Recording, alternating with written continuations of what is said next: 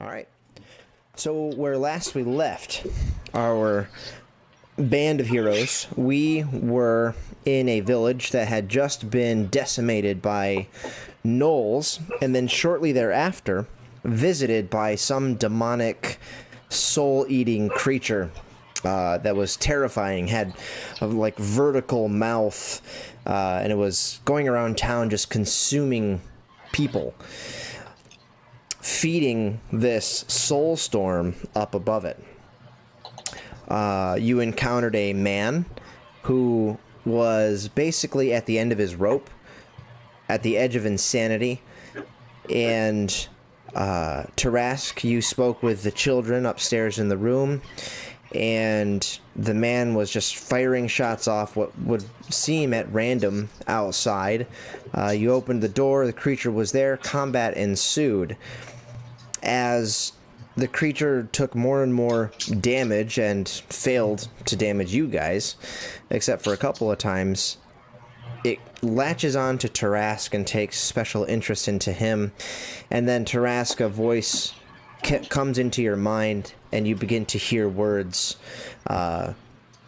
fill your head. And at the end of it, it was revealed to you that whatever is communicating to you is telling you that it is your mother.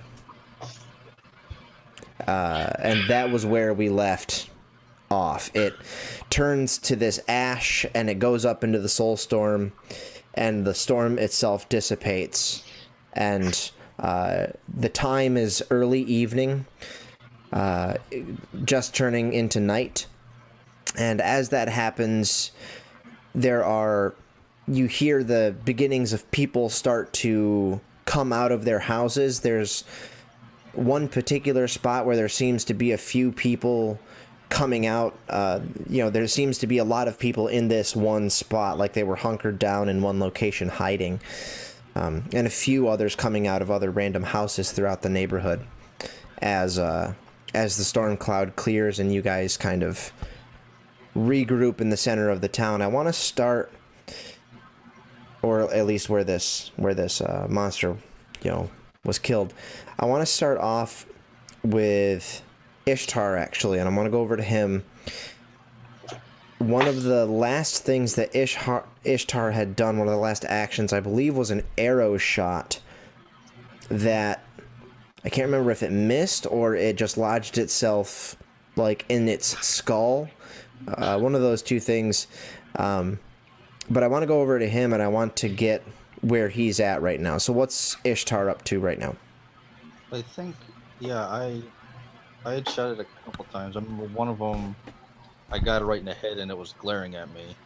I think somebody else then hit it harder, and it glared at them. But so I was probably within short bow, not melee range, but I was pretty much close to it, shooting at it with bows. Now, if it had collapsed, if people are starting coming out, Ishtar would probably gravitate more towards the crowd coming out. Not like still kind of. He's probably Ishtar tells a lot of stories, but this probably did freak him out a lot. So, that's probably what he's doing. He's gravitating more back towards the crowd, probably keeping an eye on the ash pile. Yeah, well, actually, there is no ash pile. It all got sucked up into the storm. All right, so then he's probably walking back. Still has his bow up, probably on guard, but going back towards the crowd of people. Girls, it's time to settle down and go to sleep. Do we have to? Sorry about that. No, it's fine. I'll cut that part out. Oh, sorry. So then we'll, as you're kind of lowering your bow and you're looking around, you're realizing, combat's over, storm is gone, people are coming out of their homes. Let's shift over to Dane. What's he up to? He's fired off some spells. Largely was, unfortunately, pretty ineffective against this particular creature. What's Dane up to right now?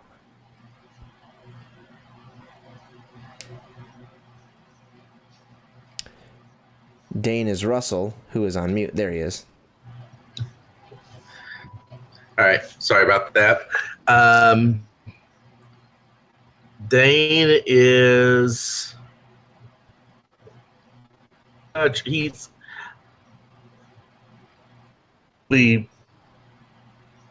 start going to I guess I'm assuming I'm outside this building that we were in previously, correct? Yeah, you're all outside. Okay. Are there people? You said there are people now coming out and milling about. Not quite milling about yet. Just kind of like peeking out their windows. There's like a few of the, alpha males, if you will, kind of coming up and out and checking out, making sure the situation is clear. They heard a bunch of ruckus going on. There was loud noises as the storm intensified before the end of this battle, and then all of a sudden things are calm. I'd probably be going around to people as they come out, and if they're pretty much trying to essentially set their minds at ease. Yeah, you approach one of the men, and he looks at you as you come towards him, and he sees your non-threatening posture, and he looks around and he's like, "Where's the beast?" The beast is no more. You killed it? We have done away with him, yes. He's like, if this is true, my friend, and he puts his arm on your shoulder, then you have done this town a great service. And he'll look back behind him and he'll kind of whistle to a younger man behind him who goes back inside of they're basically standing in front of a small hut, and it looks like the entrance to some cellar, because he goes in and he goes not too far back and he kind of disappears in the blackness, but you hear him open a door and everything, and some more people, women and children now are starting to come out of this house. Okay. And the man looks back over to you and he says, what was that thing that was terrorizing our town? What has happened? Out of character, what this creature is. Dane would be fairly certain that this was some type of soul-reaping monster, because you saw your staff light up when he ate that man, and you saw it light up when it itself went up into the storm. So Dane's sense of it was like, this thing is eating people and sending their souls up into this soul storm. I think Dane would be familiar enough with spirits to kind of understand this. Yeah, you told us at a character there was a soul harvester, but I don't know if our characters would actually know that. Dane would have a better sense of that than probably anybody. I'm not going to roll a check, but if anybody else is trying to contemplate what the heck this thing is, I would have them roll a check for it. But Dane, his whole attunement is to kind of spiritual things, and he'd be able to put this together.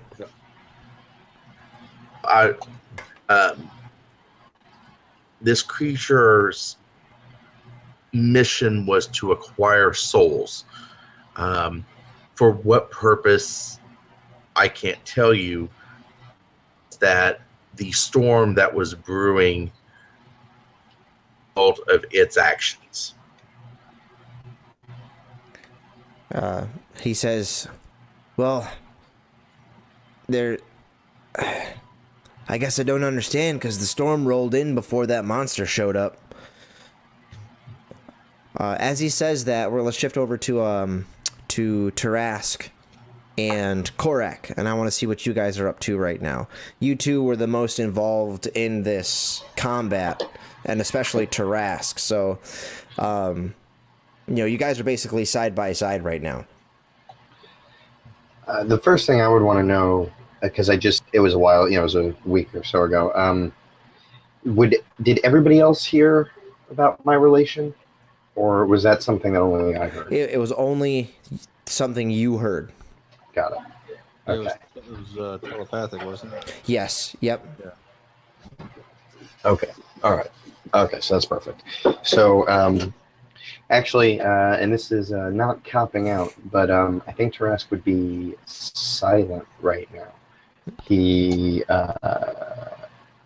realizes it was in his head, but is still on edge at the idea that somebody else might come to realize what he now knows, and he would sort of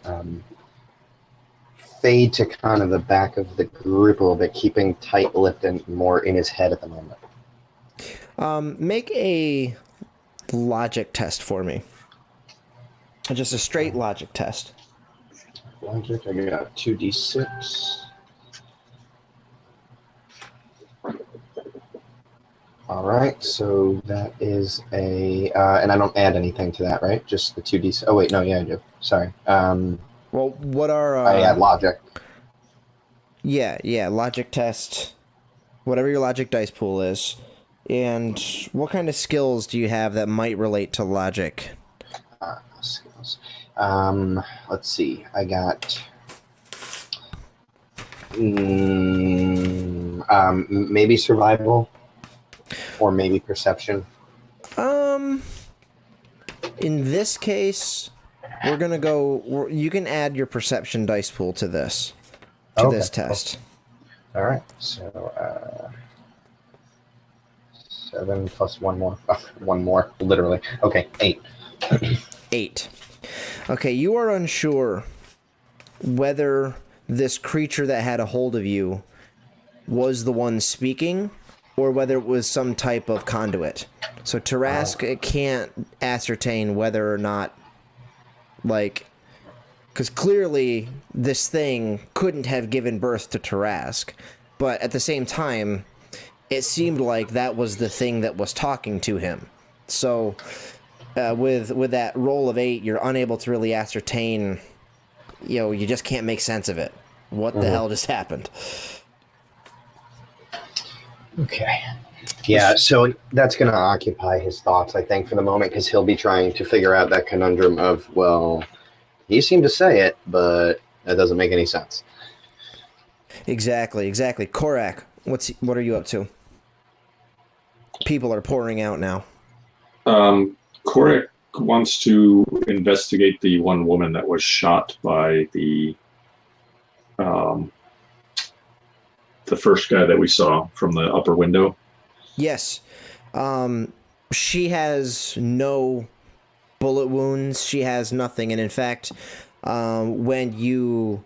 Are you like... What are you doing to check her? You just looking or... I roll her over and... Okay, yeah, she appears to still be breathing. She just is unconscious. Okay. So I'll yell for someone to come help her, as I have no skill in that. Yeah, you see a couple of men and a young child come running over, and the young child falls down at her, tears in his eyes, and, Mommy, are you okay?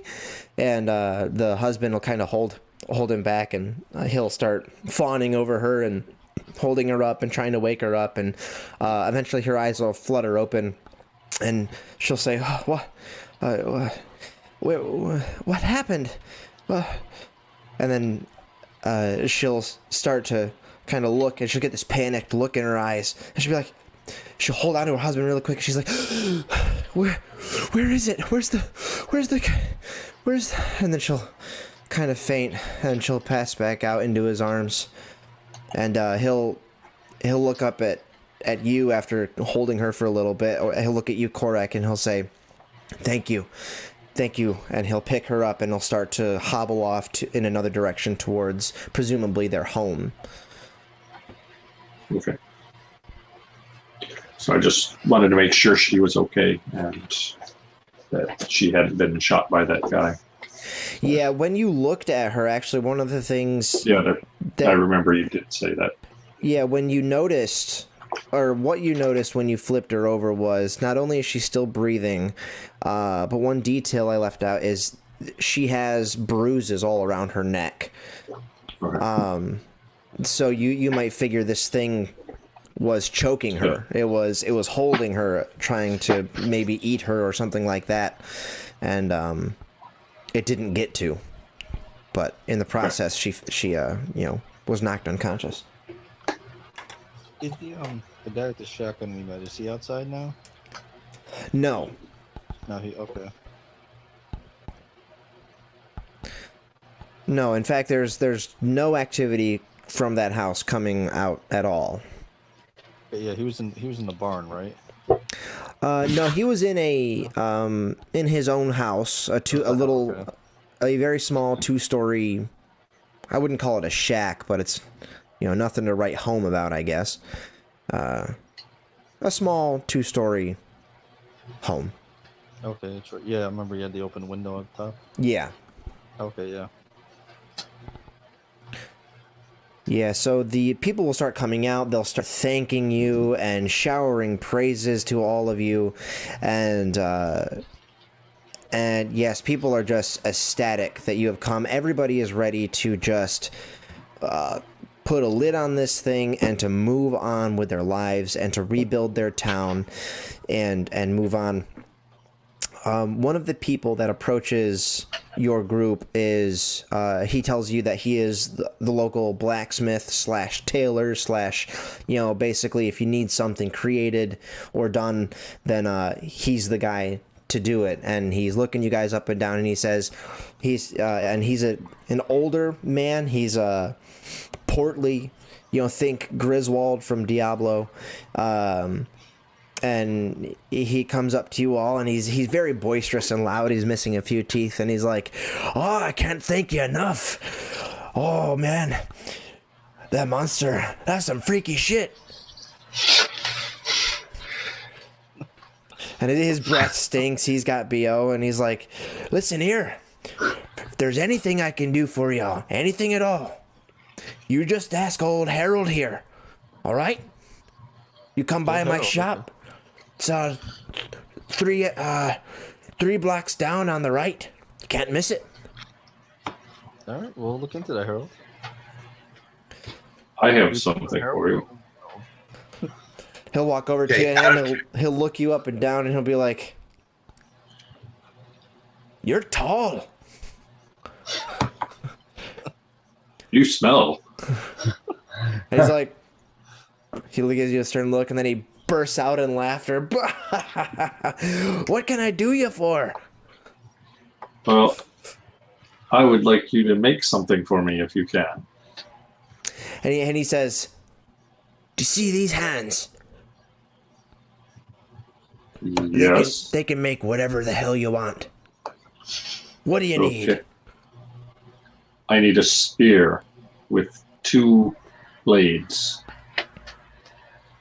1 on each end. "I'd hope the blades wouldn't be in the middle." Well, normally spears only have 1 blade. "I've seen double bladed spears before. Okay. I think Can you I make can them work with with these? you." Can you make them out of these? And I pull out the basilisk teeth. "Where the hell did you find these?" I took them out of the beast after we killed it.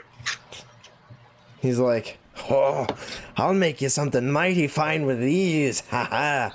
Yes. Now, do you mind if I alter them a little bit? But they'll need some sharpening." Very good. Here's a sapling to use as the pole, the middle, He says, the shaft. "Yes, this should do fine. I've got some reinforcements for it. You know what? How long are you gonna be here? How long do I got?" How long will it take you? "Well, I could use a good night's sleep, but I could work on it all night. I can't guarantee my best work if I'm up all night working on it, though." I turn to the others. It's like, how long would you like to stay? Taras will kind of like flip his hands and just be like, "Doesn't matter." And he would just kind of like, again, kind of pacing, walking around. I think we need to rest tonight as well. Well, as they're saying that, Ishtar looks up and, is there an inn? Or a roadhouse? Or a tavern? When you say inn, he's like, oh yeah, right over. And when he looks, you see like this building that is still like ashen and black and charred, and he looks over, and when he looks over, one of the boards from the ceiling just goes. He's like, well, there was an inn. There's a tavern. Looks like that's still in good shape. He looks down, kind of. You can't see it directly from there, but you see a kind of a horde of people going there, and you can already hear in the distance the sounds of music and laughter happening from down the street. And he's like, there seems to be a tavern in town still, so I'm sure they could put you up. We got no problem finding rooms for our heroes. He says, this'll maybe take me, if I get straight to work on it tomorrow, I'd say I'd have it done for you by the end of the day tomorrow. Shouldn't take me too long. I've got all I need right here. And in my shop, of course. Ishtar turns to the group, says, they got a tavern. We're good to go. We all good with that? Fine. I'm good. Okay, Harold, we have a deal. Get a good night's sleep. Do your best work. Yes, and don't you worry about payment. This one's on the house. And he'll start trotting off down the street. And, other people. I was going out of character. I was going to look at him possibly improving my armor, but I think I still have to have that skills in that armor in order to be able to use if I were to get improved. Correct. Yes. Or to get higher quality. Yep.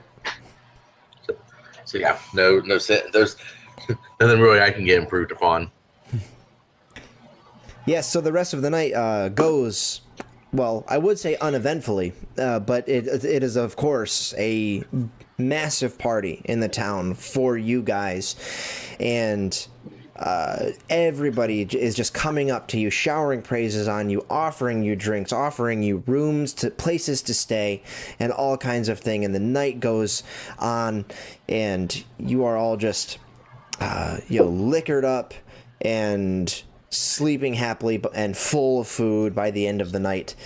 And is there a stage? Certainly there's a stage. Then Ishtar will spend a good chunk of that night playing his lute. Make a performance check. I think I forget what that's related to. I don't think it's charisma, is it? Yeah, it is. Is it? I believe it is charisma for that. It's either charisma or reputation. 'Cause playing an instrument to me seems like an agility kind of thing, or an intuition kind of thing. Maybe I'm way off. Maybe I'm overthinking it. Those are all the same dice roll for me, so. Picking a pocket. No. Here we go.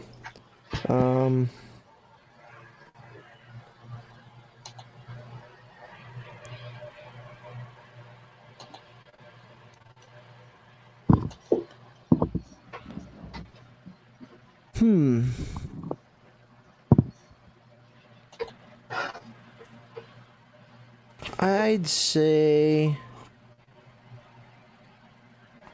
I don't know. It's a charisma check. Charisma performance.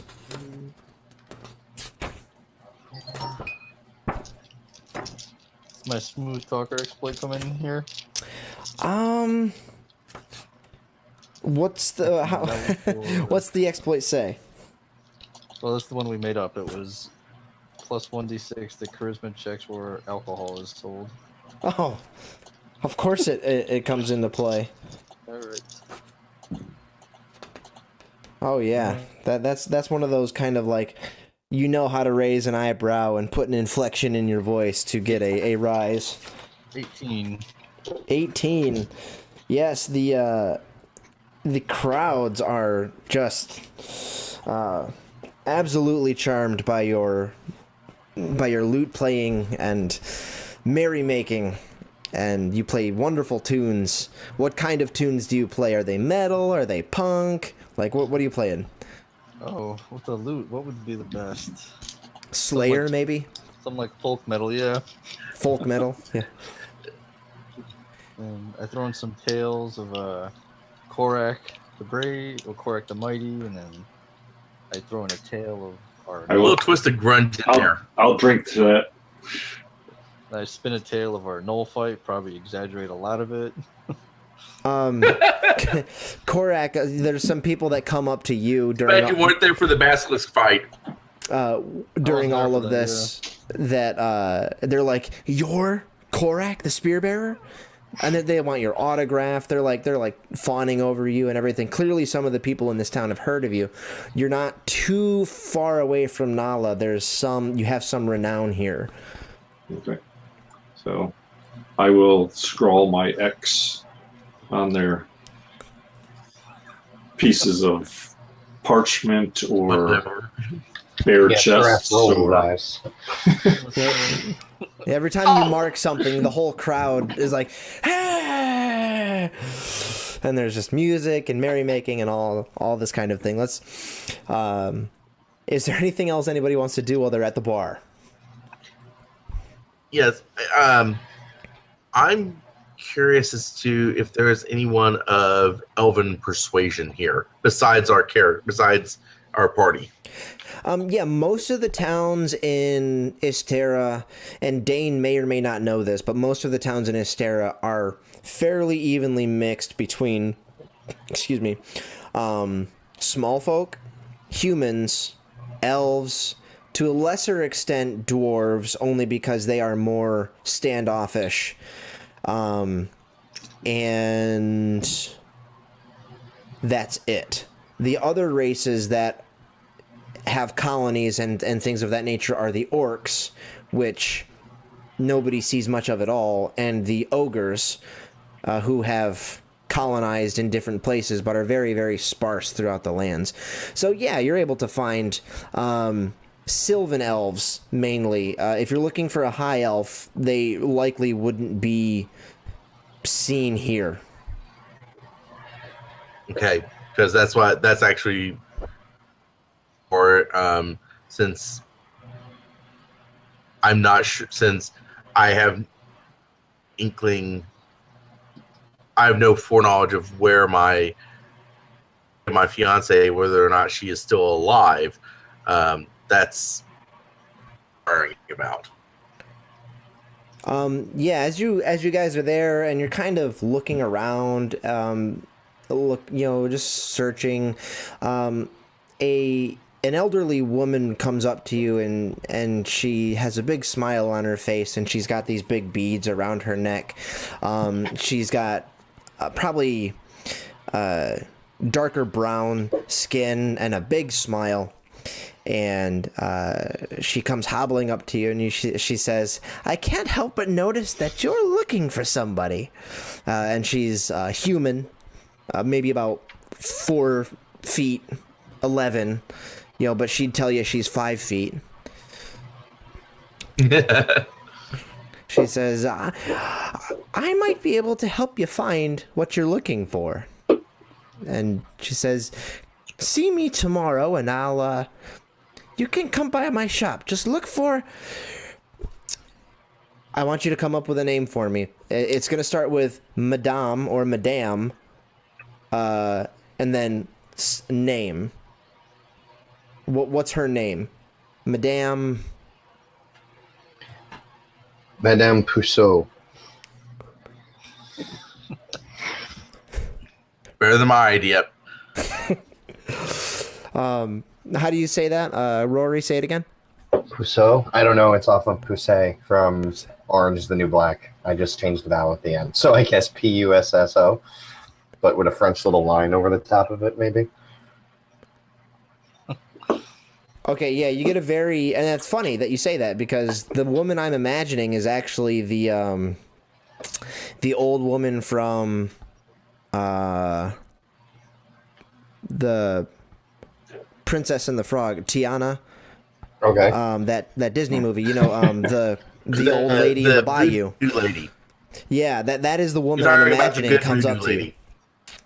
Yeah, and so that's so Madame Puceau, and she tells you where to find her shop tomorrow. Okay.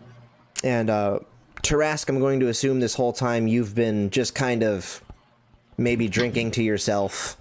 Yeah, the only person I've been really interacting with is the bartender, and I've been keeping him in business. Yeah, ruminating. Well, you all have no problem finding rooms for the night whatsoever. They put you in. There are rooms in the tavern. They give you the best rooms that they have. You're up one floor at the end of the hallways, and you each have your own separate room. The last 4 rooms at the end of the hall, and there's only 8 rooms up here, so you've taken up half of the tavern's rooms. The other 4 are taken up just by locals who lost their homes, and Freeloaders. And wait, what'd you say? I said freeloaders. Freeloaders. Was Harold at the bar? Harold was not at the bar. He had taken off with his things, and yeah, you haven't seen him since. So you all are in bed. You've all gone to sleep, and I'm going to transition to a couple of kind of dream sequences here. So I'll try to make this quick because I don't want to narrate a book to you guys, but we're going to kind of shift over to Tarask's room, and we're going to kind of zoom in on him. He's laying in bed, and he's tossing, and he's turning, and he can't get these words out of his mind. And we kind of flash into his mind, and then we find ourselves like we're a baby opening our eyes, and we can see this blurry face of a woman in front of us, but we can't make out the details of the face. There's brown hair coming down over top of us, and we hear muffled words of a mother talking to a child. And as the blurriness starts to fade and the face comes into view,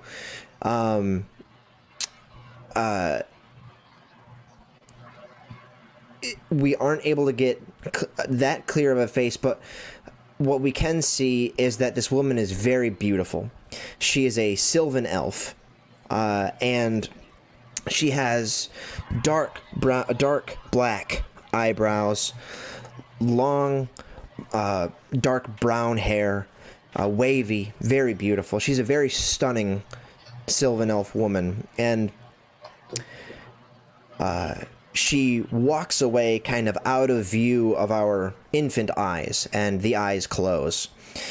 And then the whole scene kind of shifts to a stormy night, and we see a woman clad in a cloak, or at least the figure of a woman, we presume, clad in a cloak, holding a young infant in her hands. This time a little bit bigger, a little bit chubbier, eyes open, cooing, and all that kind of thing. A stormy night, much like the one you guys just got done having. And you see her at the foot of a hut in the middle of the woods. And she is talking to a woman who is standing there, and you don't hear much of what they're saying, but you do hear things like, I need you to take him. I have nowhere else to go. Please take him. And as the baby gets handed off, Tarask, the view for you in your dream kind of goes back to those infant eyes, and you're looking, and it's kind of shaky. You're being held by somebody you don't know, and you look back to that mother figure that had just handed you over. There's the cloak over her face. The whole face is black, everything you can't see in. And then you hear, "I love you, Terry." And then She pulls her hood back and leans in to give you a kiss, and the face that you see is the face of the monster that you just got done killing, coming in to eat you. And at that point, you wake up in a cold sweat, and you're just, freak the shit out. So then we'll transition over to Dane. Dane, you're in your room. Has Dane had anything to drink at this point? I Much of a probably drinker? had imbibe. So yeah, mostly social drinker. Probably though because of my I the higher quality stuff. Or a bad influence.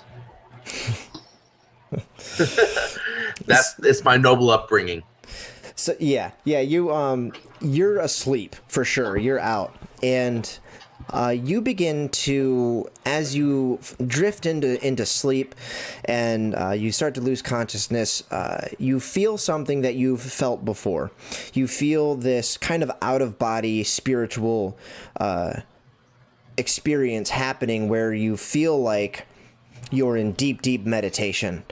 And with all of the things that have happened, you feel yourself being called, almost. You expected to lay down and fall asleep, but now you feel like you're being beckoned, you're being called.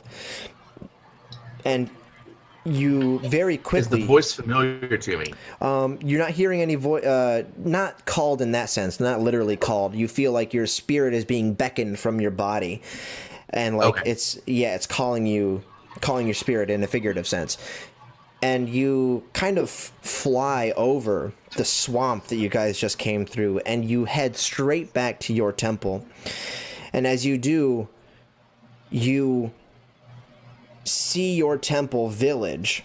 So the temple is kind of the mainstay of this village, and all of the people that live in the village belong to the temple. And as you are making your way through this, over top of this village, you see fires burning. You see people being cut down. You see hooded figures on horseback murdering innocent women and children and men, running away, being slaughtered in the dead of night.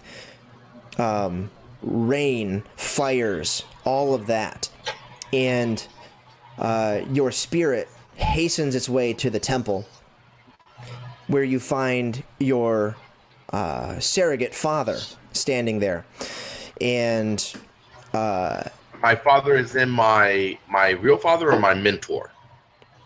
Your mentor, the one who basically adopted you. Yes. And he, the one who we met in the very beginning, in the very first session, who was talking to you, we see him sitting in the middle of a room. Things are knocked over, and there are a few things next to him that we don't quite see completely. But as your spirit settles down in front of him, we see him cross-legged on the floor, just kind of solemnly sitting there. And as your spirit settles in, he opens his eyes and he looks directly at you. And he says, "Dane, I've called you here. This is not a dream. I am going to die. However, one of our shamans is going to be leaving you a gift." And there you hear a loud clattering behind you, and you see him look up hastily. And he looks behind him and he signals to somebody behind him who has an object in their hand, covered in a black cloth, and they hurry back into a room behind them, out of view. And he says, "This is the most important task you will ever have in your life. Our shaman will be visiting you in the spirit. However, he will bring you something in the physical realm. You are to protect it with your life." And then he gives you a name of a person to seek out in Nala for further information as to what this gift is and what its importance is. What's the name that he gives you of the person in Nala?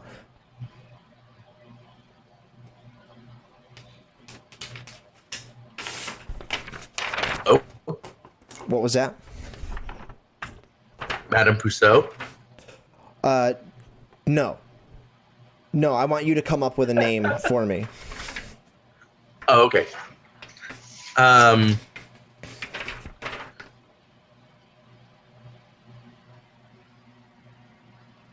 Say it's a human Daniel.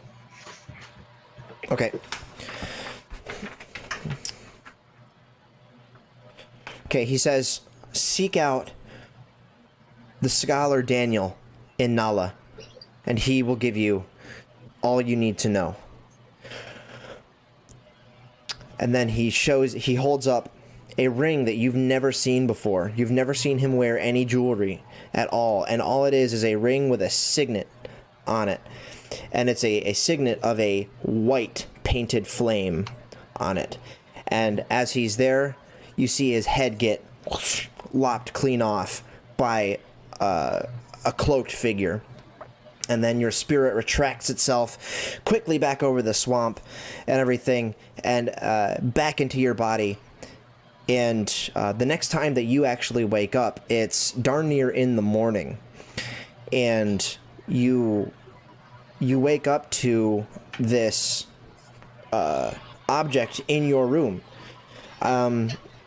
Korak, how much did you have to drink this last night? Well, Korak, since he loves to drink and eat, he had a lot. How about Ishtar? Yeah, I'm sure Istera drank pretty heavily as he was kind of getting the party going too. Okay, so I'll have you both roll regular intuition perception checks, except because of the conditions, the difficulty is going to be quite high. It's going to be like I think like a 16. Sounds about right to me. Should we roll endurance? Nope. This is to see if you heard anything in the middle of the night while you were sleeping. I got 11. How dead asleep were you? 11. So Istera pretty much passed out face down on his bed. Yeah. 13. 13.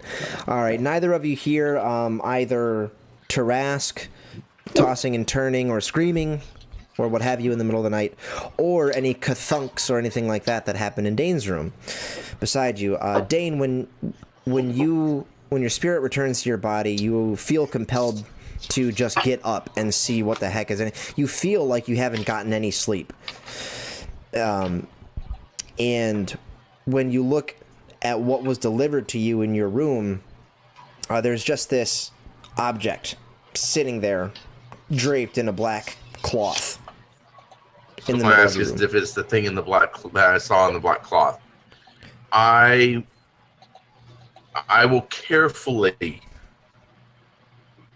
black cloth to reveal what was left to me. It's a bomb that blows up and you die. Just kidding. You pull it off, and it is about the size of this right here. So, like, you've got this in your hand, and it's about this big. And it is a small... And now here's another thing I want you to do for me. We're going to say that 1 or 2 on the die is red. 3 or 4 on the die is blue. 5 or 6 on the die is green. So go ahead and roll a d6 for me. Okay. And it is a 3. A 3. So it is blue. Blue. A blue egg.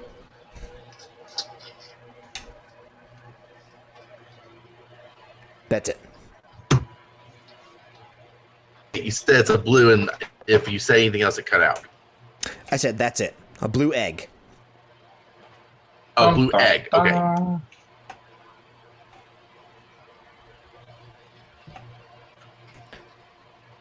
Don't feed it after midnight.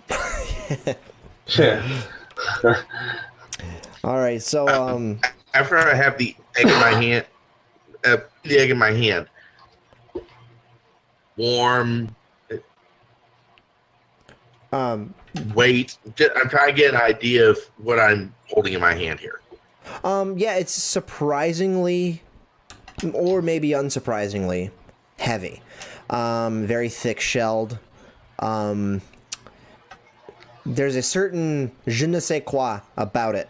You've never seen an egg this shape, size, or color before. It seems almost like an alien object to you. Okay. It's not warm. It just is room temperature, and it's just an egg. Okay. Or is it? At this point, I will do in such a way that it's standing up, and I'm going to cross-legged go into a state, and in my mind, hey, I'm saying, "I'll request, Master." Okay, And you kind of go cut into out as deep during meditation as I can. Yeah, you kind of cut out during parts of that, but what is it you're trying to accomplish? You're meditating and you're doing what now?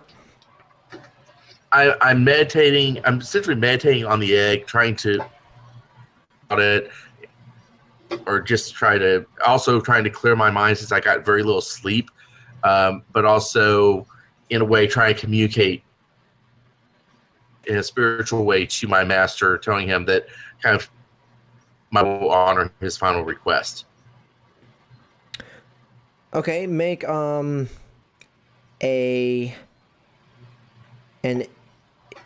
intuition, and if you have concentration, meditation,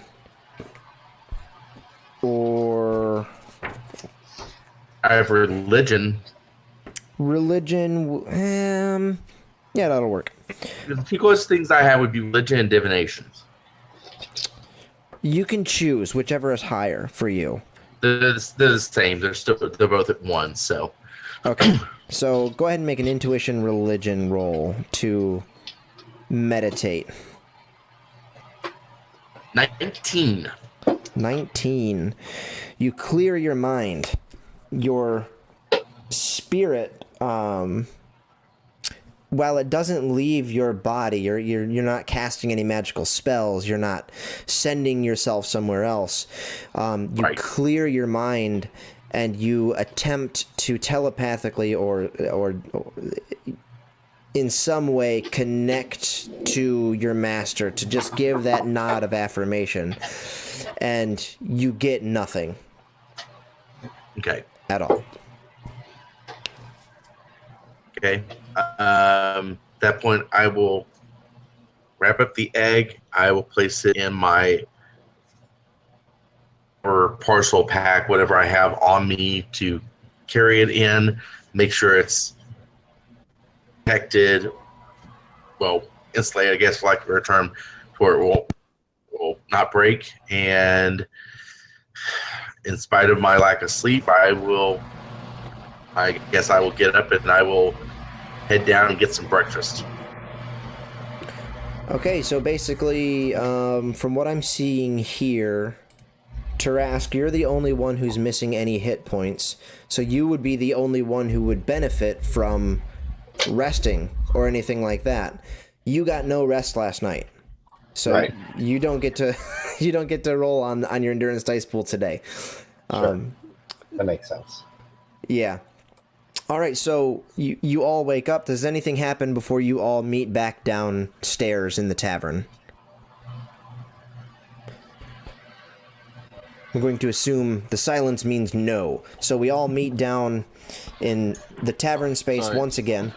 I was muted and didn't realize that Ishtar walks out of the room kind of like this, stumbling, hand on the door frame.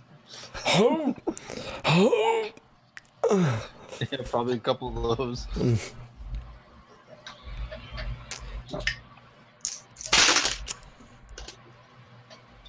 Quark rolled a 13 on his endurance check to. I don't know if he's hungover with that or not. Actually, if I were to say 13 would be my difficulty threshold for the hangover state, basically. Okay. So he's just on the edge of being hungover. Yeah, he's feeling pretty confident that he's not going to throw up and that he can walk straight. Got a bit of a headache. Ishtar, you're a much smaller human being, and you might have drank just as much as Korak. Why don't you make an endurance test? And if you have anything like carousing or something like that, that'll help. All right, yeah, I got cruising. Yeah, you can add that to your dice pool.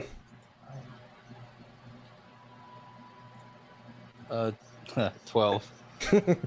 Yeah, okay, so you swallow back some of those heaves. You're like, you've done this before. You're like,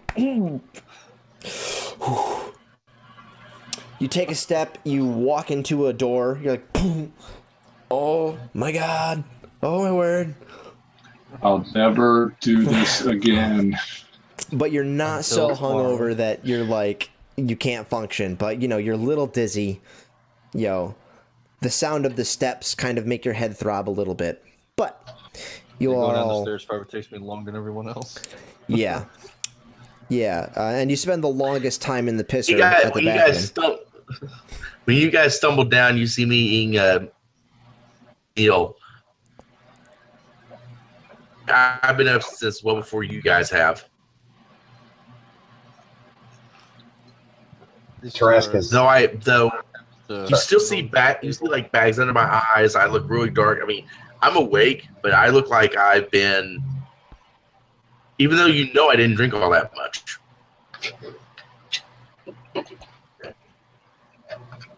Of course. And Tarask, what are you up to? I am insanely cranky. I am tired, and I've been plagued all night by thinking of these things. So I see him eating breakfast, and I just kind of like immediately like fly off the handle, like way too far. I'm like, what? Okay, great. So breakfast for you, but what about everybody else? Where's our breakfast? For Christ's sake, I haven't slept a wink.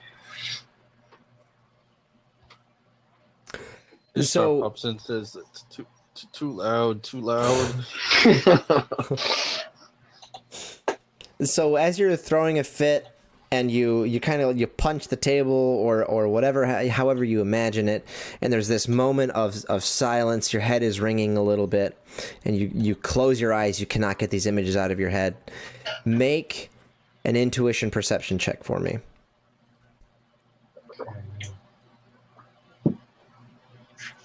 So that's 3 plus 1.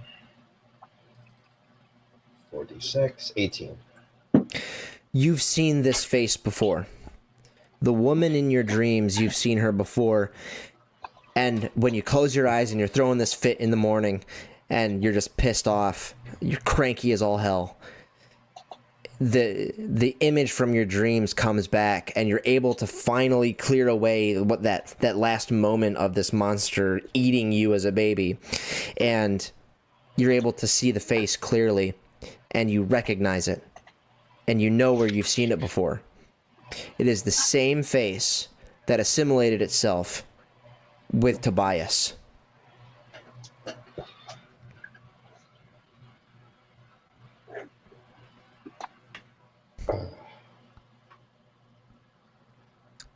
Ooh, I'm sorry. I'm a little confused. I'm not. There was a moment in our first 2 sessions where Tobias was killed, and he was killed by this spirit that assimilated itself in the form of basically this face, and it was wispy and it was hard to see, but you could still see some of its elvish features, and it was quite beautiful. And you so that's the face. Like, okay, so like, so to speak, if I'm figuring this out in my head, that might be the face of the thing pulling the strings of the thing that had me wrapped up the night before. If that's something that you might deduce. Okay. But all I'm telling you right now is that the face you saw in the dream of what you felt and assumed to be your mother was the same face that you saw murder Tobias with a large metal object. Gotcha. Right. Okay. So I think I realized that kind of like I'm like punching the table, and like instead of pain, it sort of like jogs that memory, and it just kind of like snaps in front of my face, and I just go, "God damn it!" God damn it. It's that damn thing that killed the damn little basilisk-loving gnome. That's what's got us into all of this. And of Is he course, sitting next to me? for most people would have no idea what I'm talking about. I sound absolutely crazy. Is he sitting next to me? I was like standing, like kind of like I was approaching you all pissed off that you got breakfast. So I imagine myself like approaching the table and still standing when I punch the table. Okay, so you're kind of behind and to the side of me. I was just thinking to the side of you, but just like if you're seated, I'm not. I'm standing. Okay. As soon as you say that, I look up at you and say, "What?" I say the damn gnome, the gnome that got us into all this with the stupid blizzards. In the middle of you talking, a cute little human barmaid comes up to you and she says she's got something and she's about to say something. She's like, and then she turns around and starts walking a different direction, over towards Korak, and she's like, "Sir Korak, can I serve you any breakfast this morning? How are you feeling?"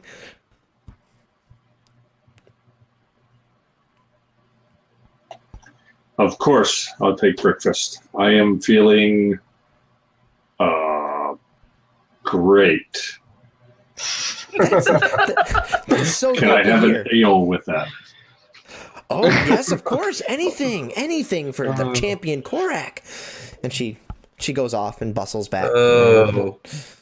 And well, actually, no. Before she goes, she'll go over to Ishtar and she'll give you the same rundown. You know, Sir Ishtar, your music last night was fine. Is there anything I can get you for breakfast this morning? Yeah, Ishtar's kind of on the table, kind of like this, and I just kind of go like, Oh, you don't look so well. Are you okay? food. Food. Yeah, her voice is not helping you at all. It's just pissing you off more. She's way too chipper. Trying to like wave for wave, but going like food. Bring him a raw egg and a beer in an ale. And another In, raw. in the ale. She's like, okay, and just meanders off back to get the things. You guys are just determined to have the hair of the dog that bit you in the ass last night, aren't you?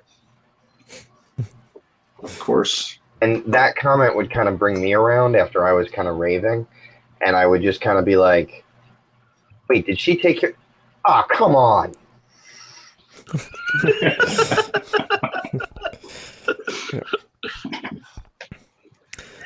I'll stand up. I'll say, "Here, you can finish off what I have here and get more." If she, I have an affair that I need to attend to. With who?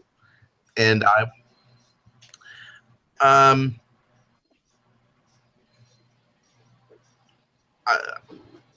I was called And I'm like by my eating. master. I have something that I must attend to. I'm just shoveling food in my mouth right now. But I'm going to stop for a second with the food in my mouth and look up and point at him with the fork and just be like, he's hiring something. And then just go back to eating. And I said he's hiding something, if you have sharp ears.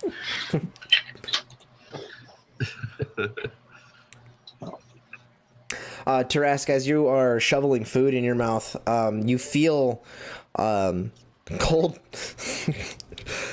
small cold fingers pull down on your ears, on your right ear, and let go and flick it back up, and then giggling back behind you. Okay, I'm going to do one of those things that like dads do when it's just been too much. I'm going to like take the fork and like kind of slam it down on the table next to me and like let my head rock backwards like I'm just so exasperated I can't take it and like sigh out. But when I do, some of the food is going to kind of like sprinkle out and I'm just going to be like, Yeah, come so on. I'm assuming you're like this, like you got your head like thrown back, like. yeah, that I'm right? just, come on. When you do, and you're like looking up and everything, a child's face comes down in front of yours and says, "Hi, Mr. Tarask." And I would just kind of like wipe the leftover food off my mouth and just be like, "Are you looking for Korak, the famous gladiator guy? He's right over there." And you notice it's the same one of the two children that you were talking to underneath the blanket in the house last night. And she says, and I didn't like him then. so there was one boy and one girl, and you had handed a little stuffed animal to them, and they'll be like, and she's still just kind of hanging over, and she's like, "Thank you for saving my life last night." I told you the bear would work. And I just kind of look at her. As this And is going on, I'm heading out and heading towards my first query. I don't really know what to say to her, so I just kind of look at her and I'm like, "It was his idea." And I kind of like gesture towards Korak. She'll skip over past Korak, like you're not even there, and she'll go over to Ishtar and she'll pick up your lute, and she'll be like, "Ding, ding, can you play me a song, Mr. Ishtar?" So I just kind of like grab the loop back, and then probably like assume that I rolled like 3 ones trying to play the lute right now. Yeah, you'll just fail it. Yep, they'll fail. So the song not good. She's like, "That's not as good as the songs you played last night." And then she'll skip over to Korak and she'll be like, "Hey, Mr. Korak, you're scary." I'm scary. Why? She says, "Oh, what color is Korak's skin? Is it red, green?" It's green. Green. Yeah, that's what I thought. She says, "Your skin is green. You have big, scary muscles. And you stink."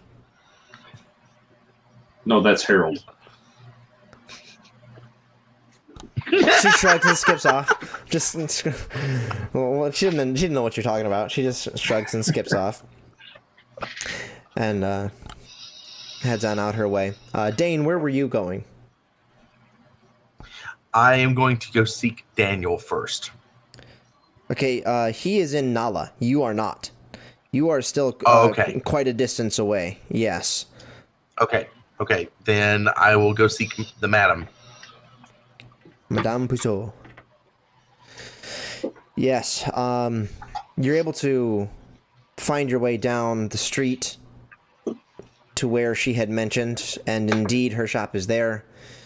And it's a little banged up on the outside. You can see a sign that says, like, it's supposed to say Madame Pousseau, but it says, like, you know, Mad piss. Yeah, exactly. Yeah, exactly. And or Mad Puss, you know.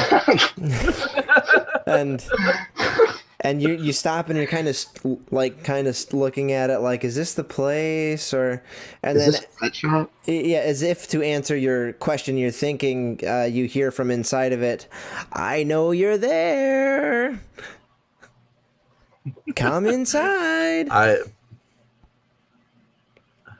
So I do. I come inside. Yes, you make your way in, and things are kind of thrown about and everything, but it's very much a mystic's shop. There are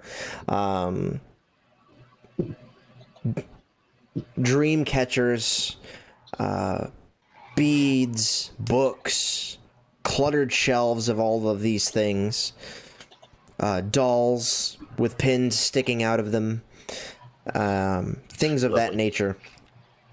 And you see her sitting kind of in the back at a desk. The desk itself is surprisingly completely cleared off, with the exception of a large crystal ball in the middle of it. And she's sitting there. Of course.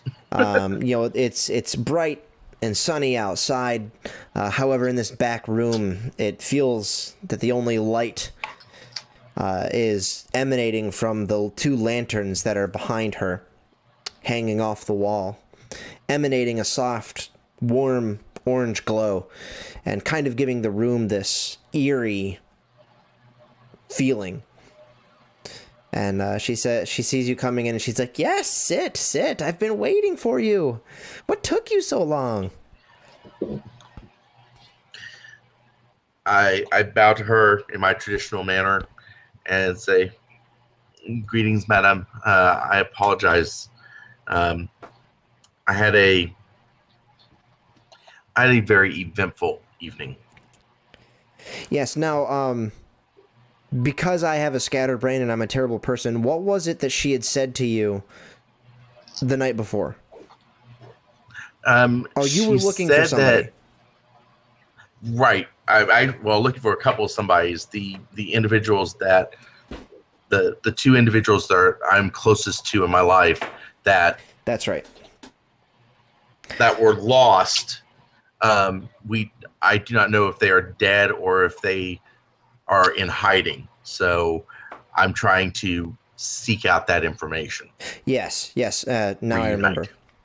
Yeah, and she'll sit you down, and before she does anything, she says, "I could tell when I first saw you. You know a little bit of magic, don't you?" She says, she interrupts you, and she just says, "I know a little bit myself." And she kind of brings up this little can, and it's got like these, you don't even know how old they are, but they look like sardines. And she's kind of got this shaky hand, and she pulls it out, and she like eats this nasty, it stinks. It's just this old, she's missing a lot of teeth. She eats this sardine, and it's just gross. Truly gag inducing. And she'll be like, "I know some magic too." And she'll wave her hand over her crystal ball, and it will instantly display the woman that you're looking for. It just shows her. She's right there. Her face is right there in front of you. There she is. Helen? And I immediately say her name. My jaw drops. I see her face that I had not seen in 15 years, if that long. Just okay, but where is she? She's like, she waves her hand over the ball again, and she grabs the ball and she shakes it a little bit, and she just kind of starts staring at it, tapping her fingers on the desk, and she's like, "I don't know, but there she is. That's what you wanted to see, right?"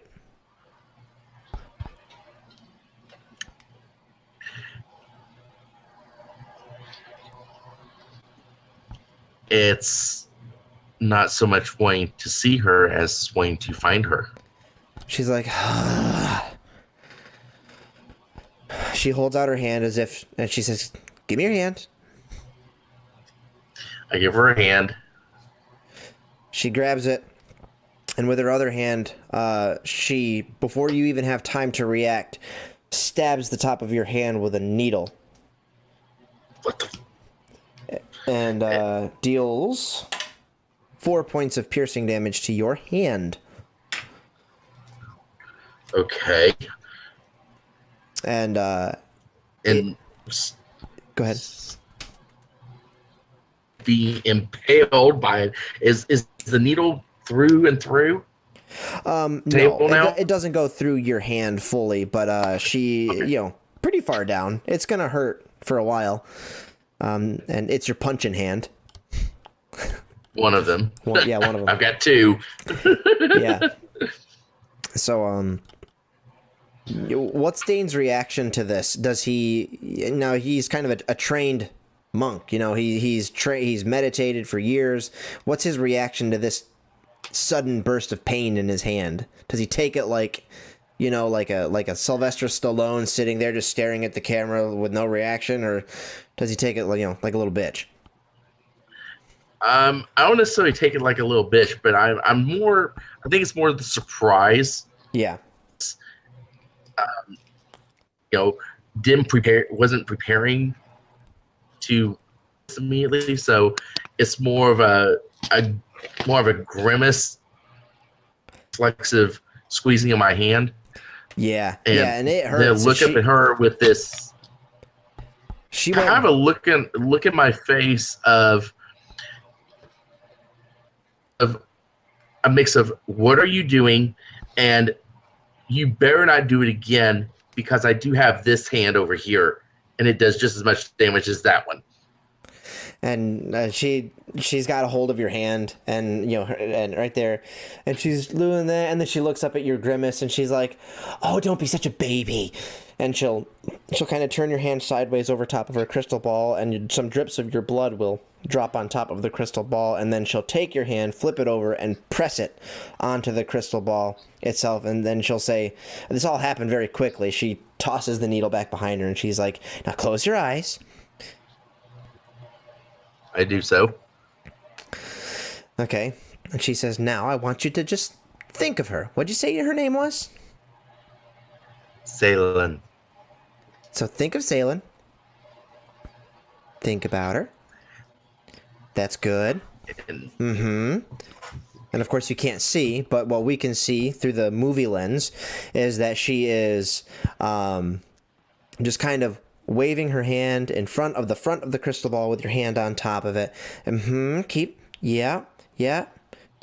Okay, we've got her. You can take your hand off now. Okay, so I remove my hand.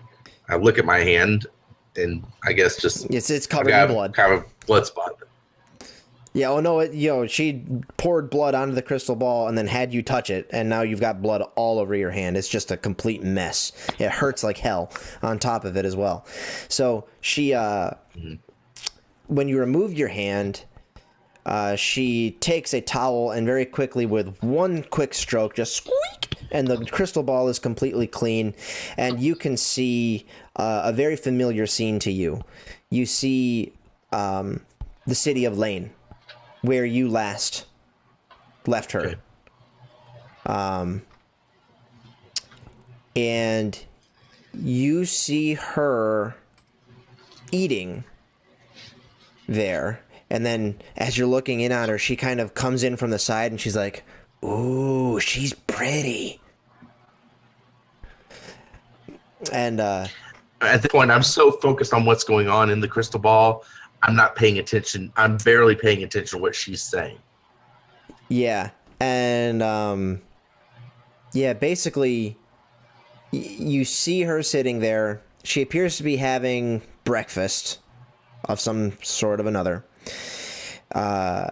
And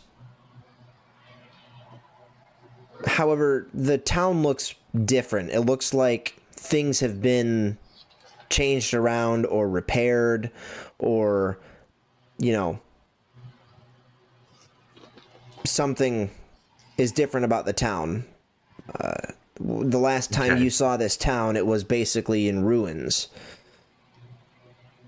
And you didn't know the fate of your beautiful grand elf fiance who was there. And after some time at the monastery, you're now seeing her for the first time in many years. Somebody, you see this face that you never expected to see again. You thought for certain this woman was dead, but there was a part of your heart, a part of your mind that always hoped and always wondered.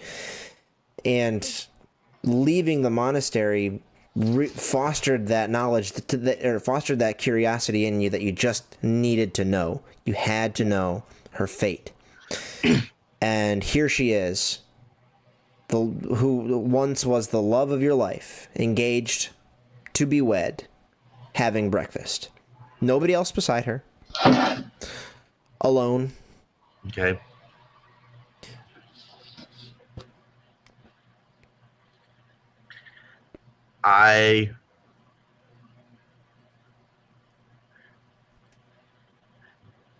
Okay, she's alive. Make it a point. In my head, at this point, I say that in my head, I'm going, I must write to her, let her know that I am alive as well. be reunited and we can finally wed.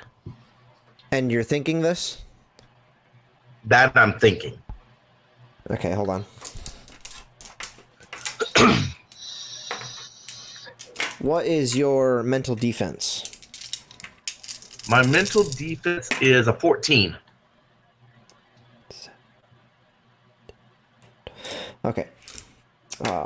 Madame Pousseau seems no more aware of your thoughts than any other normal person. And they are yours and yours alone. Good.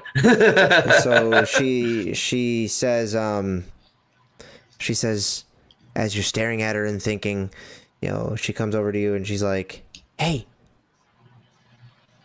who is she? I know her name is Salen, but she's clearly somebody important to you."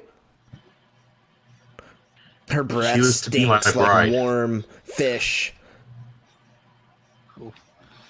I turn my head to where I try to avoid the smell of the image of my beloved, and say she was to be my bride before the wars came. She says, "Ah, long lost love. I should have known. I should have known. Oh, you should talk to her."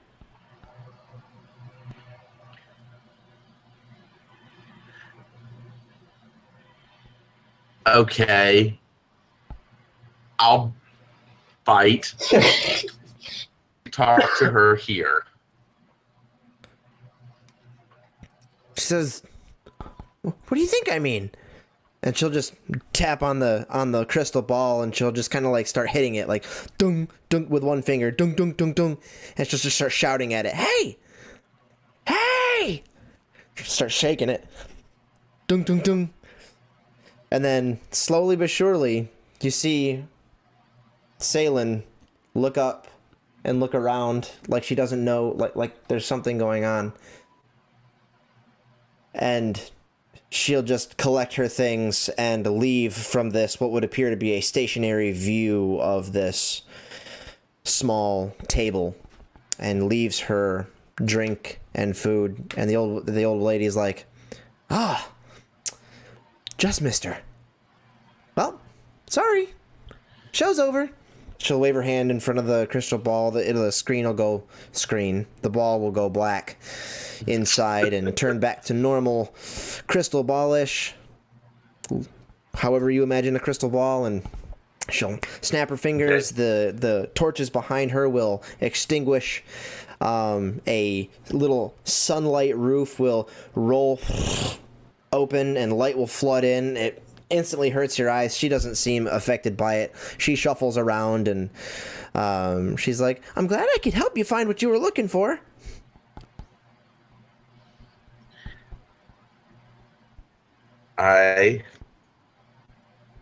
You providing me with my inspiration. Again, I bow to her, say thank you, and I just because I'm not familiar with the place, I kind of back out and kind of looking around, just make sure I don't bump anything and knock anything over. Yeah. You do bump into the sign, and the D from Madame, although it was just mad at that point, falls off, and now it just says "Ma puss." and Oh, I'm sorry. Wait, I'm sorry. Please don't think I'm making fun of you. But when you laugh like that, you kind of sound like the Vulture from the Robin Hood animated movie. And it's one of my favorite movies. And you just like literally, like, I was right there for a second. That was the best thing I've ever heard. Hands down. Sorry. I had to say that. I'm going to get that clip later. Later. So, Dane, yes, you're leaving Madame Pousseau's fortune teller extraordinaire. You're leaving her hut, and at this point in time... Back to the tavern.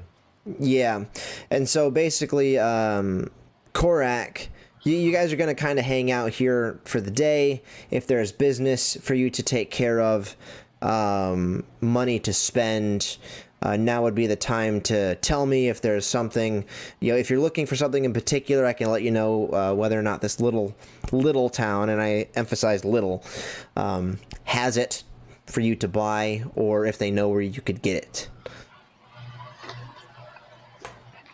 After breakfast, Korik, I think, would go find a clear area where he can basically practice with his spear.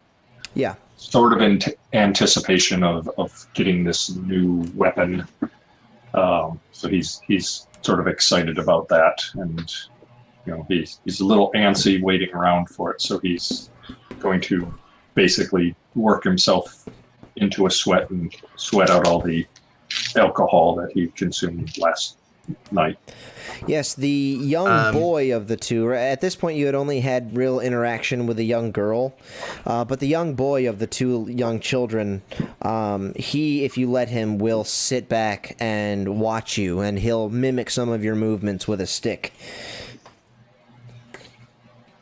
Well, if he starts doing that, then it's like no, you don't do it that way. And I'll start working with him as well, sort of teaching him. Yeah, great. You learn his name is, what's his name? You tell me what his name is. His name is Peter. Young Peter. Yes, you're able to, you have no bigger fan than he. At the moment, he is truly raptured with you and taken, and just is listening to your, hanging on to your every instruction and word like it's gospel. Did we find out the name of this town? I know I have a name for it, but I'd have to look it up. Okay. Sorry. No, that's fine. I just gotta find it. Just to carry doing this will run. This will carry through up until about the afternoon. Dane's going to spend the balance of the morning into the afternoon, now knowing or believing that his life.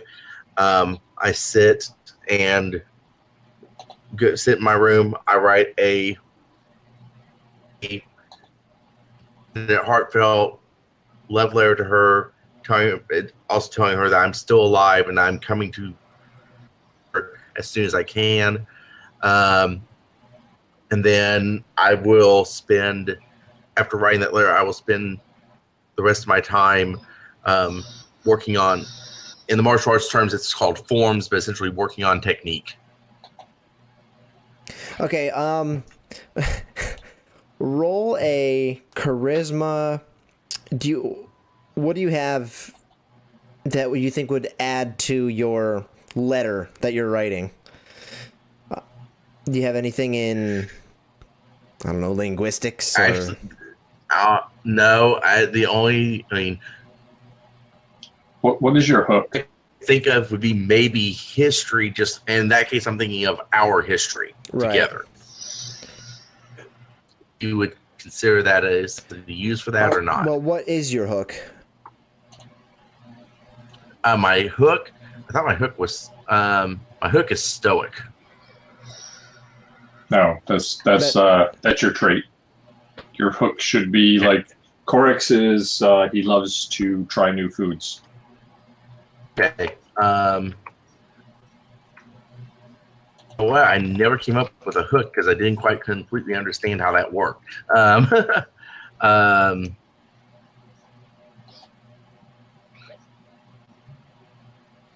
Use it as like what's like a little Probably thing your character likes to do. Like Ishtar likes to do. Like Ishtar example, a human minstrel who likes to take stuff because he's a little bit of a thief. Okay. I guess that my hook would be. You're a stoic monk who likes something, yeah. I guess best way I could put it is that I guess I'd say I'm passionate because I'm passionate about when I got taken into the monastery, I became passionate about that and was dedicated to learning everything I could about that. So maybe passionate would be the best way of looking at it. Yeah, it would need to be a little bit more Passionate or specific than dedicated? that. Just like passionate about the study of martial arts or something like that, or Maybe dedicated is a better way of looking at it. That when I set something, I'm dedicated to completing it or being the best I can at it. yeah, and really, Again, I'm trying. it needs to be something that applies to him as a person, not necessarily as a current. So, like, if his life were to change, this wouldn't change about him. Like, for instance, Korak, if he were to change from a gladiator into a blacksmith later on, he would still have a love for food. Yes. Okay.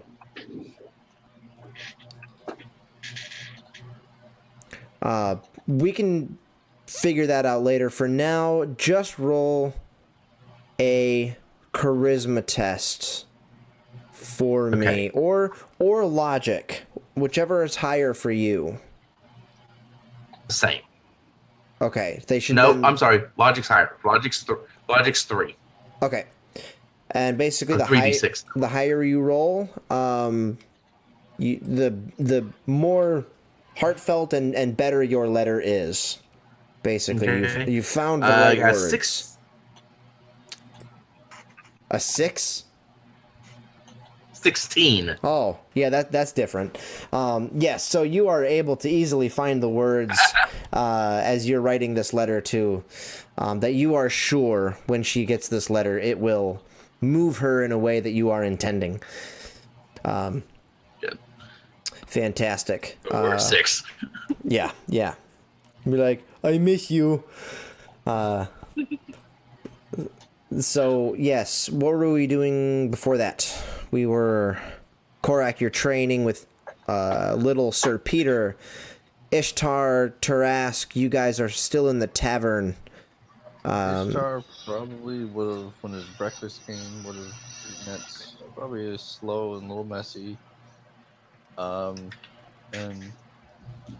there's a chance he might have passed out again at the table not long after that.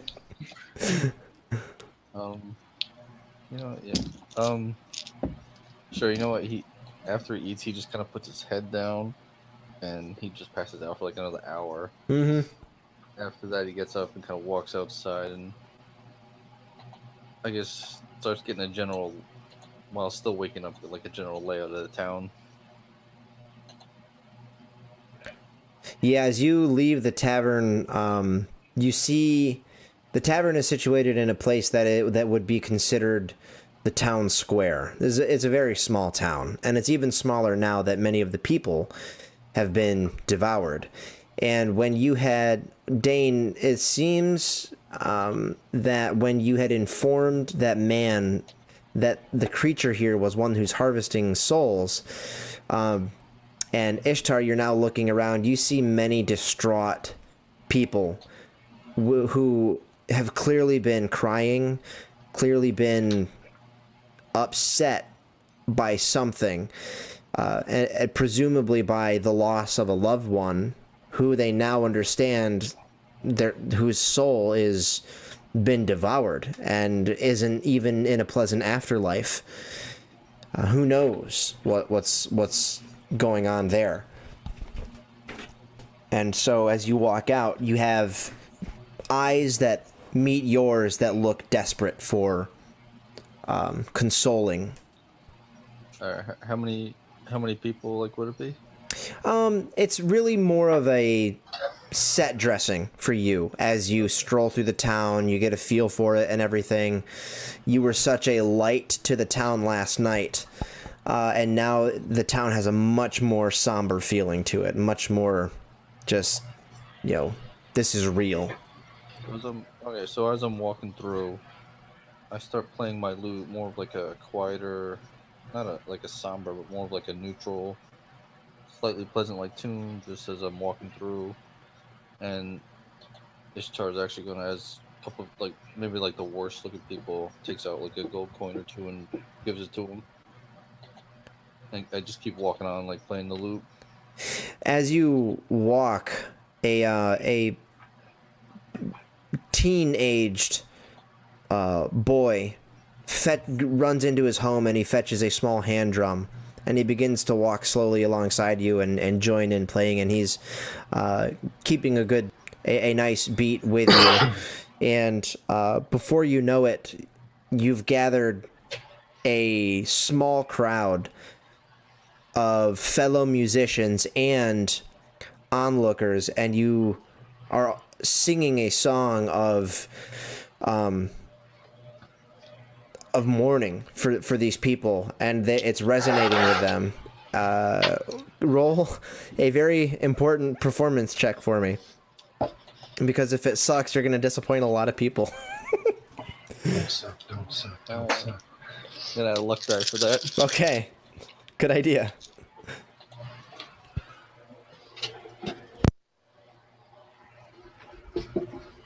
Actually, 18.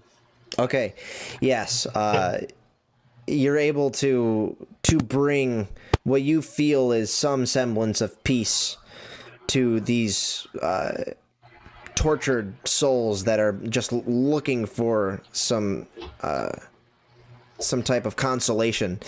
And you feel a sense of what you're doing is right. Like, this is your obligation to do this, because you're touching these people in a way that no other person at this point in time could possibly do, and you're giving them something. You're giving them your gift, and it's truly moving to them, and Brightens their day. Yeah, it really as you is. can, Yeah, I'm just trying to articulate that this is a big deal for them in their town, and they're truly mourning the loss of many loved ones. I want to shift over to Tarask now, who is raving probably in the tavern. What are you up to? Well, yeah, so how much time exactly has passed by since, like, kind of my open mouth chew session? I would say maybe somewhere between 3 to 4 hours. And who is around me not preoccupied? Korak? Would he still be there? You would know where he went. He meandered off into a field not too far from you.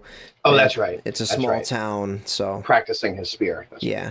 right. Okay, so I would actually wander off then into that direction. I would like to find Korak, and preferably find Korak alone, which it seems this is the perfect opportunity to do that. Yes, as you come upon him, you see him with a small boy. The same boy, in fact, that you know from the house. And as you approach, the small boy will...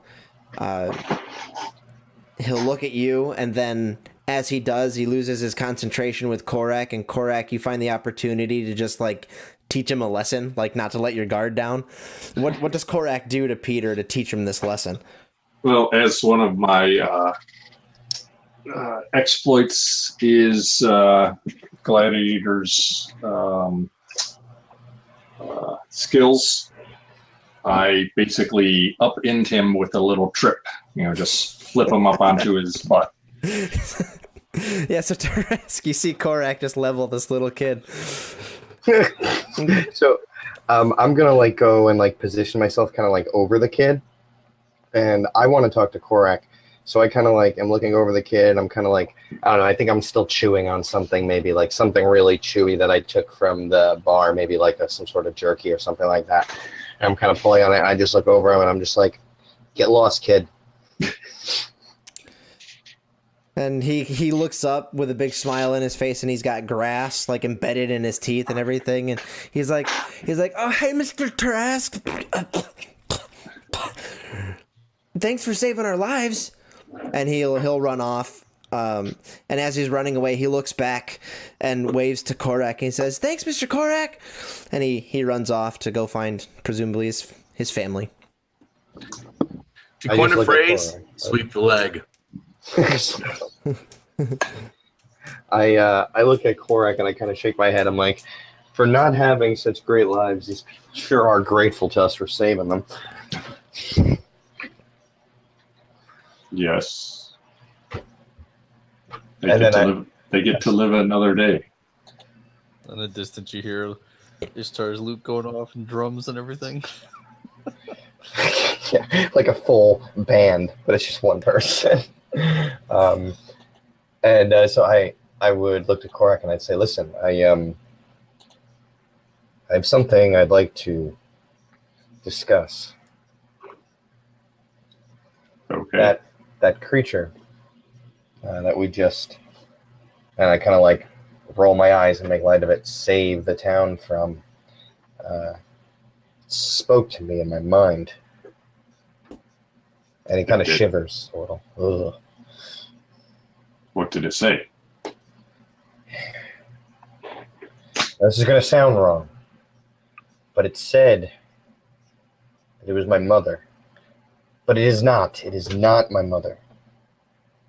That's good, because it was pretty freaking ugly. And then I kind of grimace. I'm like, yes, I'm tempted to see the family resemblance there, but I promise it is not my mother. But I believe, how can I put this? I don't know what I believe. But there's something familiar about that. Do you remember Tobias, the weird gnome? Yes. Do you remember when he was, and I kind of like drag my thumb across my neck, like the spirit that did it?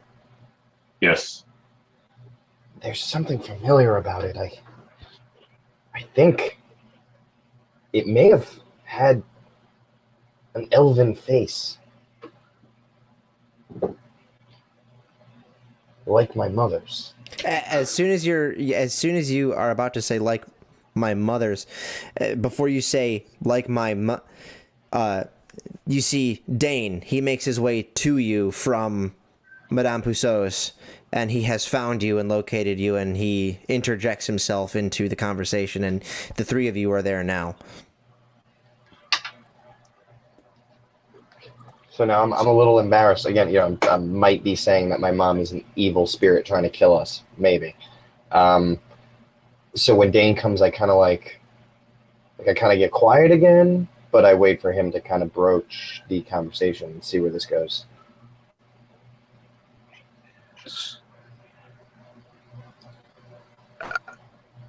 And when I step up, I say that my beloved is alive.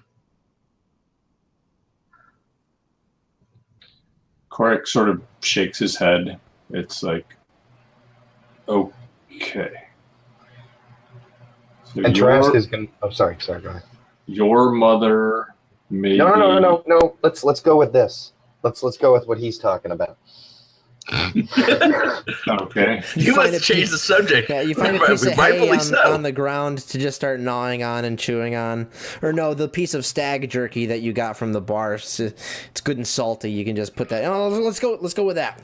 Let's go with and I kind of sit down and I'm chewing and I'm like, this is very interesting. I want to hear more. Please, your beloved, tell us. Korak just shakes his head, looks over at Dane.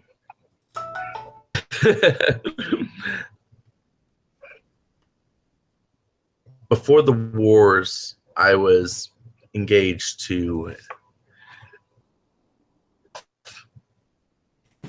and I had reason to believe that because the city we lived in was pretty ripped asunder. Okay, you're breaking I was up getting a in by lot. the monastery, which I was taken to the monastery after found when the city was destroyed.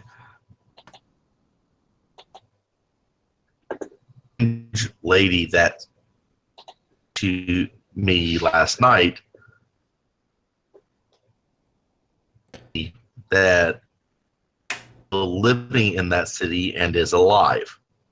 So I'm going to give you a quick, too long didn't read because you broke up a lot through that. So like, basically what he said was he had a fiance in a town that he fought for, but was torn asunder by, invading forces. And, he's never truly known the fate of his former fiance because when he woke up, he had been taken in by this monastery, and where he regained his strength, learned the ways of the fighting at the monastery and everything. And now that he's left the monastery, he has discovered that his loved one, who he thought must surely be dead, is actually alive, much to his surprise.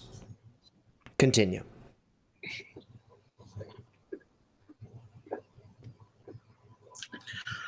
Excuse me.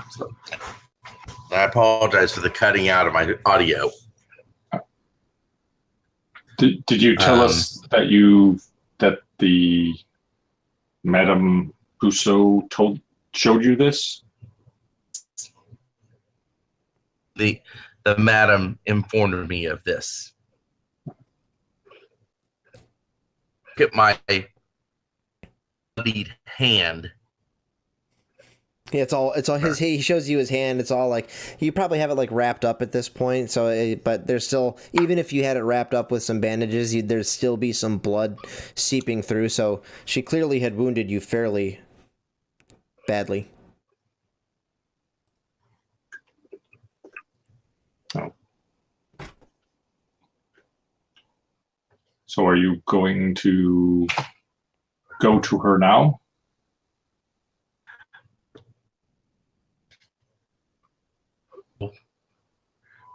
Right to, and we will see where our journey takes us. Eventually, I will return to her. Just so I'm clear, you said you wrote to her, and right now you're going to go wherever the journey takes you. Is that correct? That is correct. Okay.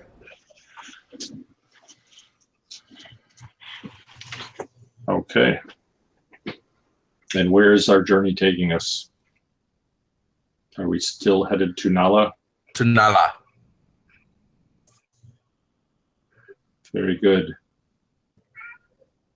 I will be ready to go once my spear is assembled by Harold the Smelly. Yes, we'll fast forward a bit and... hold on. Oh, go ahead. Then I turn towards Tarask. And so, about your mother. And he kind of just, yeah, I guess. Listen, I don't want to go through this again, Dane. The damn gnome got killed. It's got something to do with my mom. I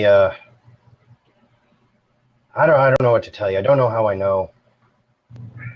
Oh, there are two Russells. There are two Russells.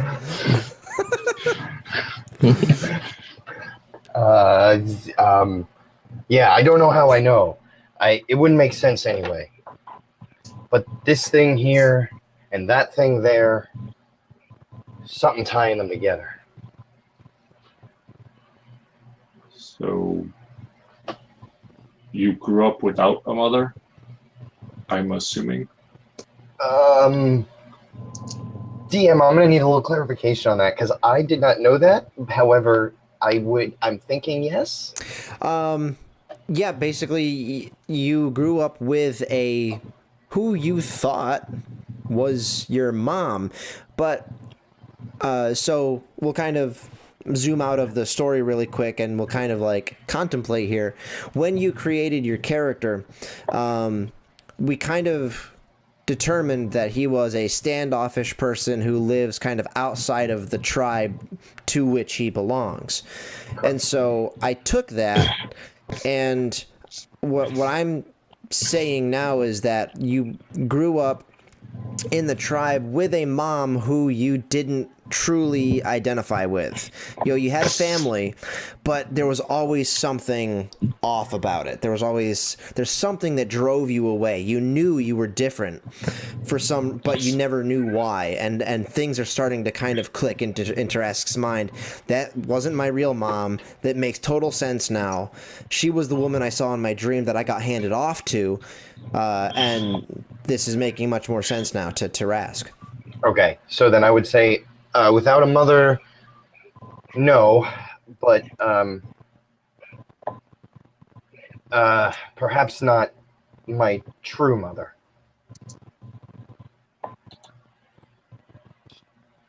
And your true mother is a evil, murdering spirit. And he just kind of like sighs and rolls back onto his back on the grass and like chews the last bit and goes, I don't know. This is all new to me. Okay. Well, I can live with that. I'm glad you can.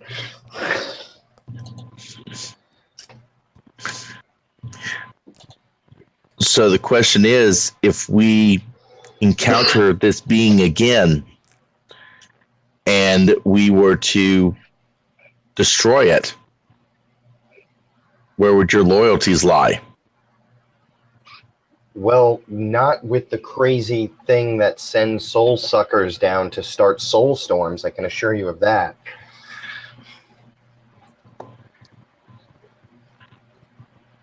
What did it say to you? It referred to me as its child. But there was a sense that it was not the thing doing the talking. If that makes any sense at all, because it doesn't to me. And he kind of looks to Dane, because this is kind of his, like, you know, is this something that makes sense to someone who deals with this kind of stuff? Like, because it doesn't to me, Dane. I'll defer to the DM on this one. Yeah, logic, religion test. Okay. So 46. By the way, we can hear you like 100% better now. Whatever you Yeah, did. I went back to my phone. Apparently the computer just doesn't like having Windows Hangouts running. Yeah. Well, that too. And I rolled a 20. Yes, what he describes to you is textbook telepathy. You've read about this. You know all about it. It seems like, as you're putting the pieces together, yes, this creature clearly, the creature itself was not his mother. However, it's whatever was speaking to him used the creature as a conduit through which to speak. Okay.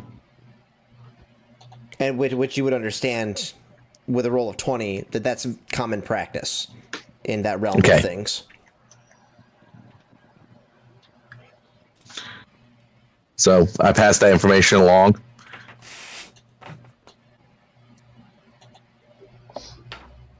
So I go like, okay, so I guess this sort of thing is something that happens. I guess.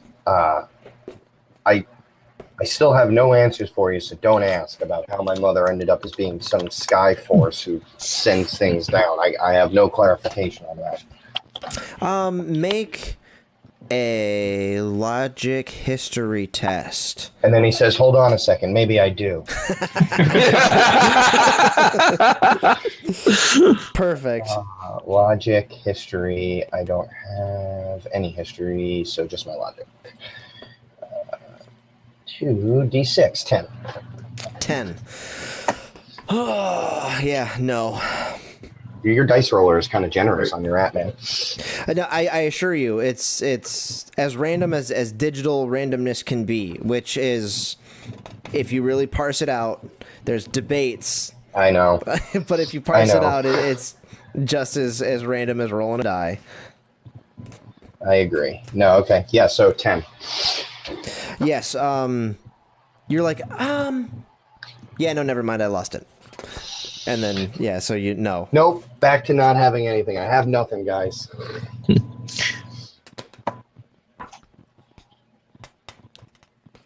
So it's about this time that the afternoon presses on, and there's some more merrymaking in the town and what have you. You catch up with Ishtar, who has some ladies swooning over him and some men too, and the whole town is just still exorbitantly grateful for your presence there. And Korak, you go back over to Harold's shop, and you go in there, and it smells like sweat and grime. And smells like a gladiatorial, like, arena in a way. Yeah, mixed with like a jock strap that's literally never been washed. Okay. Oh God. For years. So you make your way there. You follow the sounds of of an anvil, and indeed, as soon as you get there, you see him fitting together your spear. And what he's done essentially is you see these. You see your sapling that you had found, and it was the perfect sapling you had found. It was like, yes, this is just right. He has taken custom crafted pieces of metal and reinforced that all the way down. And then when you pick it up and you look at it, you see all the way down the center of it, he's bored a hole and put in a piece of steel inside of this sapling. So not only is it reinforced along the outside, like boom, there's about 4 slats of metal around the outside that are each about 5 inches long, and then they come to a circular clasp, and then there's 4 more that go down, circular clasp, 4 more clasp, and they make their way all the way down there. You look, and then they're capped off at the ends. And what you see him working on at that moment is he's got one of the teeth on a table next to him, and then he's working on fitting one of the other teeth into a metal piece that he's crafted that will he will weld together onto the spear to finish the spear off. And so one thing that you notice that he's done with these teeth, he said he was going to modify these teeth, and indeed he has sharpened them. So like they were already sharp on the tips, but those teeth that you got are kind of circular. They're the circular kind of canine type teeth, so they don't have sharp edges. So what he's done is he has ground them down and then serrated them so that you've got what looks essentially almost like an arrowhead, but without the it's not a triangular shape per se. It's more like a bladed shape, like that one. It kind of curves up a little bit on one side and then kind of comes back down this way on the other side, and it's serrated along that edge there. So it's got a very blade-like look to it, except it's made out of basilisk tooth. And as you make your way into the back where he's working on this, he motions you forward. And he says, "Hey, help me here." And he hands you some forceps. Okay. I will give him a hand. Yes, when you go to grab them without looking at them, you notice he's got a big old mitt on and you don't. And the forceps burn into your hand for 1 point of fire damage. As you grab onto them, they... And he's like, oh, I'm sorry. Oh, that looks like it hurt. I wasn't even thinking.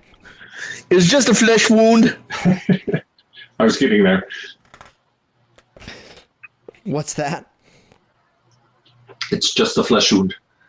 Yes. So basically, in the book, it's called a Savnia on page 81, except it's going to be a 2-bladed version of that Savnia, and that's kind of the blade I'm looking at. I'll try to get it up here in the Okay. Let's see, it's right down there at the bottom. That bottom one. Right.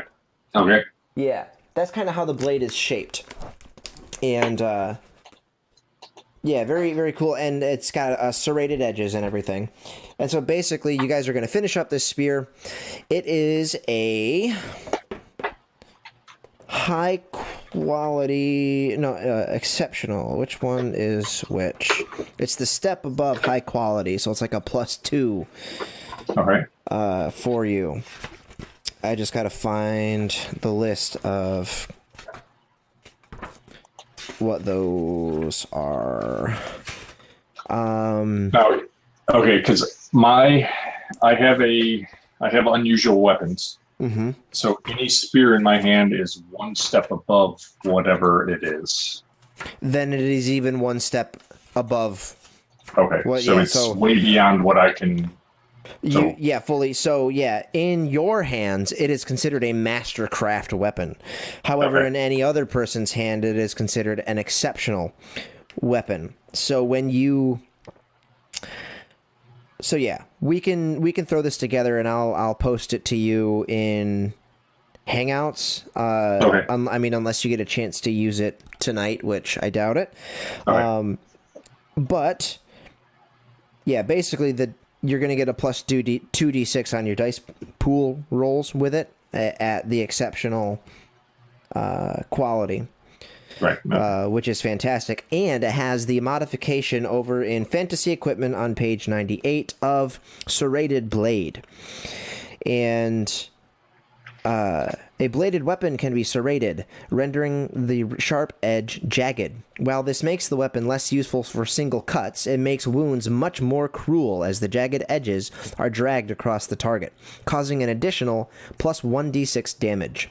A serrated blade cannot be sharpened, however, and any abilities which improve weapon quality through maintenance or sharpening do not work with it. Right. So basically, you've got this double-bladed high quality spear that does 3d6 plus your damage modifier for strength Okay. damage. So yeah, like I said, I'll post the finished result of your crafted weapon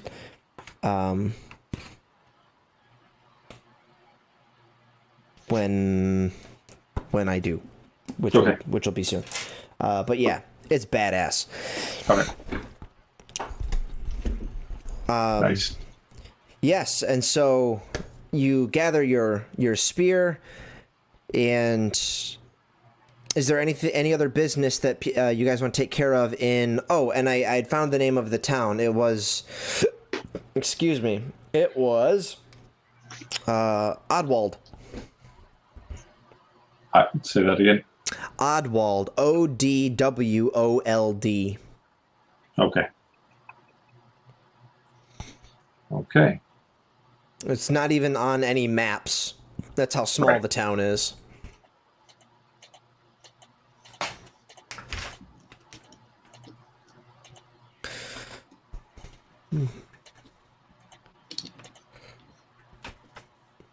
Okay, so where you guys are situated on the map is... Let me pull it up and I will show you.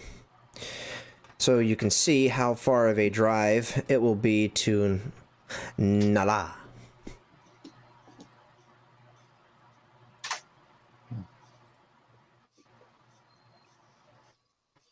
Let's see.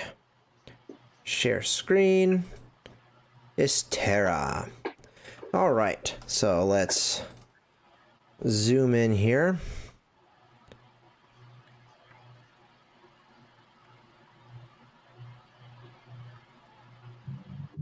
You had... Oh, looks like it's flipped on the screen. That's kind of funny. But anyways, you had made your way out of the Blighted Vale, and you had come to this hex right here in the center. You made your way down this way along the forest's edge, and you came to the temple. You made your way further down where you met Ishtar, right around here near the edge of the forest, and then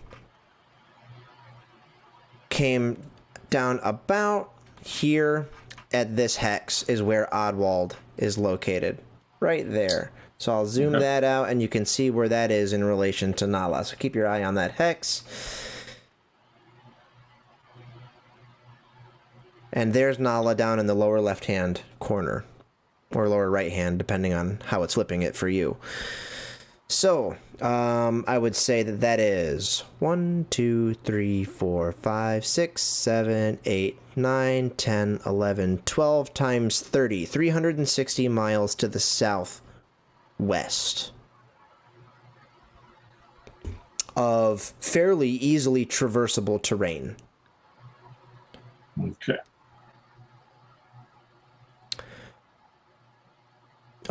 The town will give you fresh horses.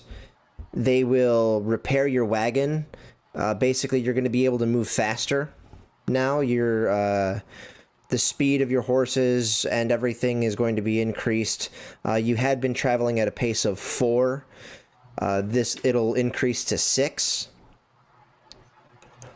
And you'll be able to cover basically a hex and a half a day. So about 45 miles a day in your cart. So it'll take you, let's see, 360 miles divided by 45. Like 9 days or something, yeah. Yeah, so about a week. 8 days, about a week. Yeah, just over a week to make your way from Oddwald to Nala with fresh horses, no problems, so on and so forth. Okay. And unfortunately, I usually like to leave on cliffhangers, but that is where we will end our session tonight. As the caravan leaves town, Ishtar starts playing a tune. He's like, if we can't have a cliffhanger, then we're at least going out with a melody. With a song, yep.